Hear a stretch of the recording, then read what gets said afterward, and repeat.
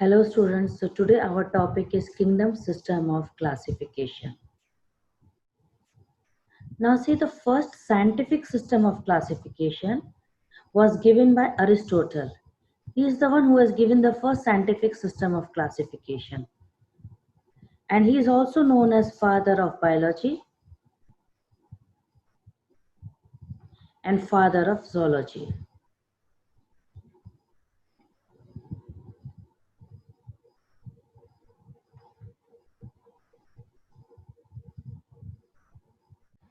According to him, what he has done, he has classified the plants into herb, shrubs and trees. So he has done plant classification as well as he has done animal classification also. See here, plants are classified into herb, shrubs and trees, and animals are classified into anemia and anemia depending upon the presence or absence of RBC. So this system of classification, two kingdom classification, was based on only few simple morphological characteristics. But it was the first attempt. This was the earliest scientific attempt to classify the organism. So we say it is the first scientific attempt to classify the organism was done by Aristotle. Now see, Theophrastus. Theophrastus is the one who is also known as father of botany. Also tried to classify the plants based on the character just like Aristotle only. So Theophrastus is father of botany. And he classified the plants based on habit and habitat. Now see here, the classification is done by the Theophrastus. He classified plants based on the habits, undershrubs, shrubs and herbs. And depending upon their lifespan is classified as annual, biennial and perennial. Classifying, Aristotle has classified the living organisms into plants and animals, and Theophrastus, who is the father of botany, he tried to classify plants based on classification is done based on the habit, and this is the classification done based on the lifespan.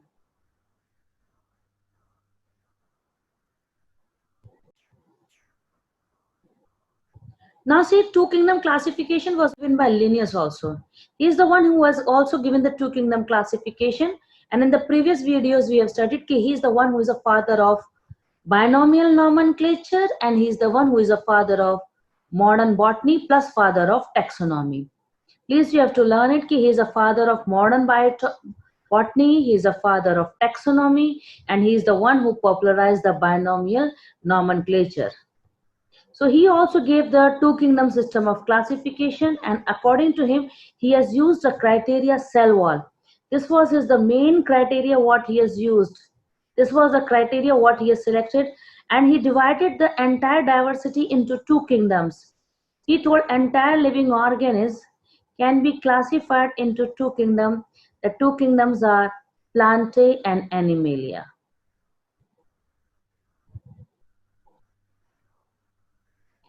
So I hope this is clear. Okay, Linnaeus was the one who is trying to classify the entire biodiversity into two kingdoms, Plantae and Animalia. So this is the two kingdom first classification given by Linnaeus, is the one which from here the differences will start. Now he has used the cell wall. According to him, those organisms who are having cell wall will be considered as plants, and which does not have cell wall will be animals. The second criteria is locomotion also taken. Plants cannot move, animals can move. Then third criteria was mode of nutrition. Please focus here, it's not autotroph, heterotroph. His criteria was plants do not eat and animals can eat. This was his criteria. Response to external stimuli. Plants will show very slow response and animals will be showing fast because of the locomotion. Locomotion is present in them, that is why they can show fast response. Contractile system will be absent in the plants, but it will be present in animals.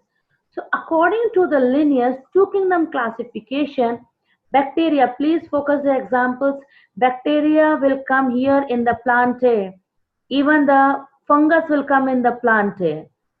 And animals will include the protozoans, vertebrates and invertebrates.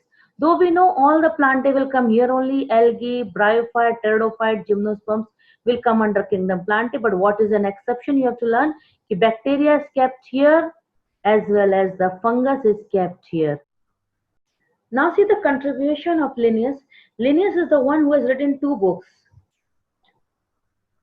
Because he was the father of binomial nomenclature also, so he has written the books Species Plantarum for the plants and Systemae Naturae is for animals. So Linnaeus is the one who has given the two kingdom system of classification.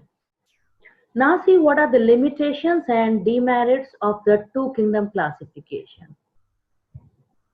If you know, two kingdom classification was not following any phylogeny. Phylogeny means evolutionary relationship. It was not following any evolutionary relationship and it was based only on morphological characters.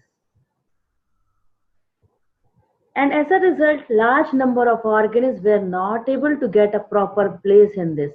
For example, the exceptions if you see, bacteria we are keeping in plantae, but actually if you know bacteria is not plant. Blue-green algae was also kept in the kingdom plantae. Slime mold was kept in kingdom Animalia because of the absence of cell wall. Mycoplasma was also kept in Animalia because of the absence of cell wall. Rickettsia was kept in the kingdom Plantae. So these were the few confusions with the organisms where we have to place this. So these are the drawbacks which we observed in the two kingdom system of classification. Another drawback was this, was not able to distinguish between prokaryotes and eukaryotes. It is not able to distinguish unicellular and multicellular. Neither it was able to distinguish autotroph as well as heterotroph.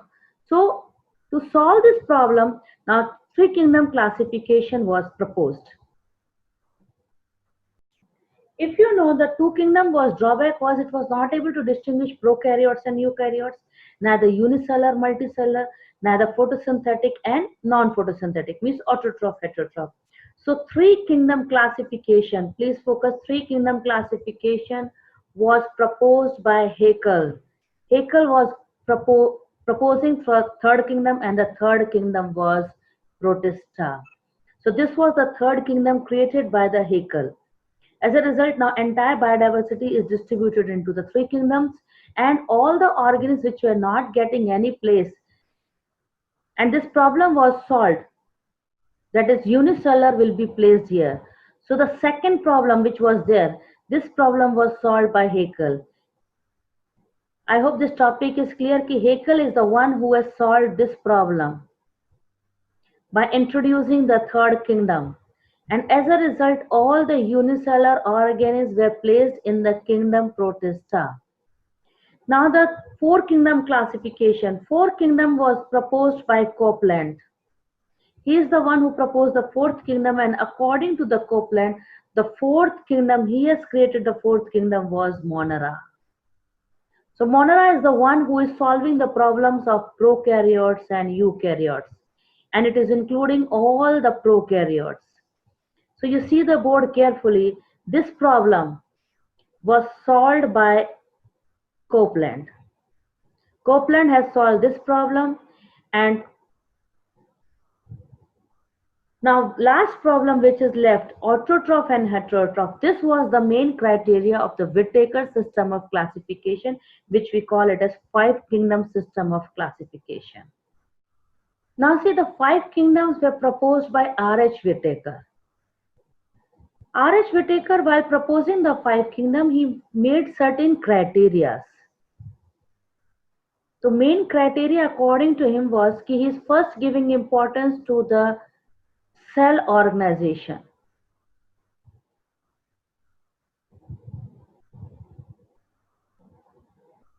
Means whether the cell is prokaryote or eukaryote.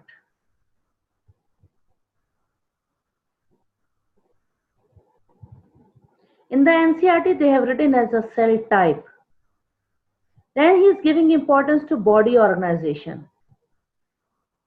Body organization means whether the organism is unicellular or multicellular.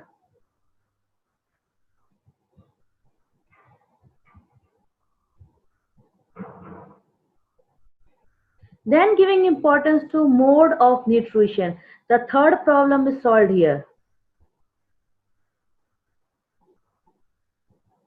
Whether they are autotroph or heterotroph.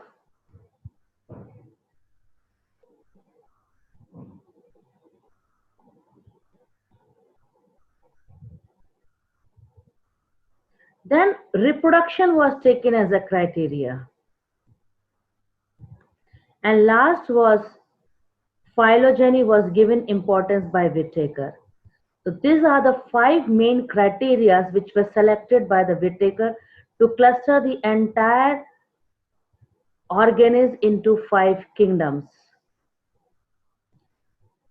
Now from here your PMT questions, see here. In the question they ask mode of nutrition or mode of reproduction. Answer will be mode of nutrition but not mode of reproduction. See, focus carefully. Reason is he is not selecting the mode of reproduction whether they are doing asexual or sexual, but he is selecting the mode of nutrition which was the drawback according to the Linnaeus key are they autotroph or heterotroph. Based on this, all these five criteria which is made by the Whittaker, he arranged all the organisms into 5 kingdoms. Now see here, this line, he is saying below this line only prokaryotes will be there. So according to him, monorans are coming below this line. So according to him, the first kingdom is Monera. This is the first kingdom. Above this line, only eukaryotes will go. Now he's saying, in eukaryotes, obviously first unicellular will come if you go with the evolutionary. So second kingdom will be Protista. This is the second kingdom according to the Whittaker. Then he is giving importance. Now above this only eukaryotes and multicellular will be there. Now from this he is now giving whether are they becoming multicellular loose tissue. If they are becoming multicellular loose tissue, then is a third kingdom that is known as fungus. So fungus is the third kingdom which is made by the Whittaker.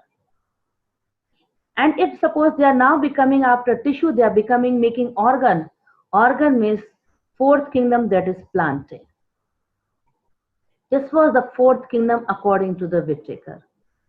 And when organ systems are there, then is a fifth kingdom, this is known as Animalia. So 5 kingdoms, this is the way how the 5 kingdoms are made by Whittaker. You have to please focus carefully.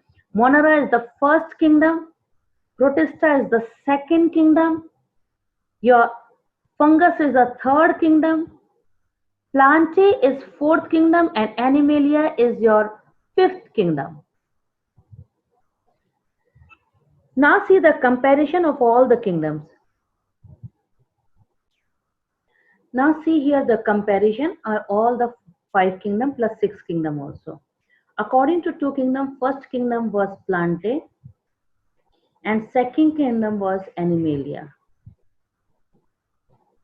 According to the 3 kingdom which was given by Haeckel, Plantae was the first kingdom only, Animalia was second, and third kingdom was proposed by him was Protista. According to the Copeland 4 kingdom classification, Plantae was the first only, Animalia was second, Protista was third, and fourth was Monera. Now Whittaker, who is following the phylogeny, according to him, see the change. According to him, Monera became the first kingdom, Protista became the second kingdom, third kingdom introduced is fungi, fourth became Plantae, and Animalia became the fifth kingdom. Now, sixth kingdom classification, which was given by Carl Woese based on the difference in the cell wall of bacteria and archaebacteria, he told archaebacteria is the first, then is bacteria, Then is Protista. Third kingdom will be Protista. Fourth kingdom will be fungi. Fifth kingdom will be Plantae. And sixth kingdom will be Animalia. So you have to focus it carefully, see how the changes are going on. If you see the Monera, which was fourth kingdom according to the Copeland, became the first kingdom according to the Whittaker. See the change. Same way, the Protista, check here, the Protista, which was the third kingdom, became the second kingdom by the Whittaker, but according to the Carl Woese, it became again the third kingdom. The next question, if they ask which kingdom is not changed from the beginning till now, your answer will be Plantae and Animalia. They are present from the beginning till the end. From 2 kingdom till 6 kingdom, they are maintaining their position. Which kingdom is very short-lived, which is made and now not seen further? According to the Carl Woese, what if we practice Carl Woese, then Monera is very short-lived kingdom. It was made in Copeland and only till Whittaker we are maintaining after Carl, in the Carl Woese, Monera word is not there only. Second longest lifespan. Maximum is of the maximum lifespan of the kingdom Plantae and Animalia is seen, and the second maximum is seen by the Protista. Protista is seen from the third kingdom, it is seen in the fourth kingdom, it is seen in the fifth kingdom, and is still seen in the sixth kingdom also. So these are the few questions. I hope this topic is clear to you. Thanks for watching. If you liked it, please give it a thumbs up and subscribe to my YouTube channel.